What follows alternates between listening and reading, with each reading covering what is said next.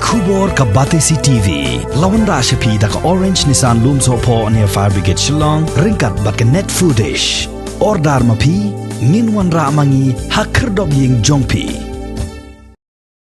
Meghalaya People's United Front East Jencha Hills District Unit kala ay ka jingkersyan ka bapura ya ka jingdawa jongki asya na sorkar pakade ban siuno ya ka tulop ka jongki ka badangsa nadus nem arajar khat khandai arajar arpho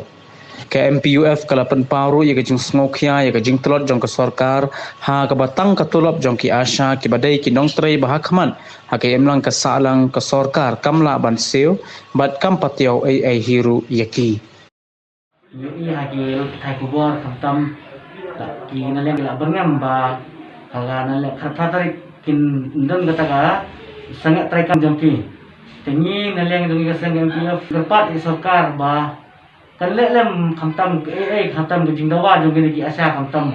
ke jing sateng ke jong betulop jongki namar jong kam ke jingyok jongki namar klam tak bisa kimla ba trai kam namar kira ke jong kam hayang asam ni kepat sarkar ba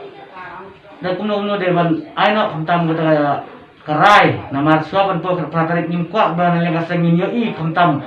bandon kata ban sangat trai joki namar kan kata ke jela jongi I ba ki asya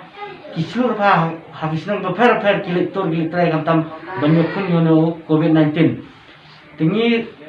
kwa ban penpau sarkar ba ki asya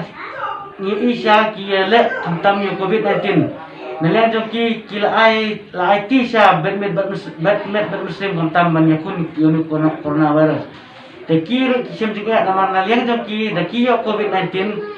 kiro ki hayang sem kimyo bandrung kimyo ban le namar kisepting pat ba ki naleng ka sarkar kimle kamtam yini gi asa ni kerpat sarkar bakal le no mador swa bakin swa ban poik swa ban jam ki sakata le ban strike kita jaga trai jaga ta joki nim kuat naleng sem ban ngini banja ini sekamar tengi kability dalai sarkar kan simkia mador kan jingdawa jing kaseng Meghalaya People United Front MPO baka ulong siya tengi maseng ni naleng asa kilapan yarap ini MPO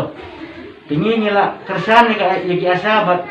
ngin sasyong ngin sabo meeting ngin sarai nang harin khatari kuno sarkar ai rai dekam le naleng dongi kaseng rekat bat ki asa berkat di seng balang perper incim karai kuno buat ultim kamtam Bangun rak hutan di Jawa yang ki asa.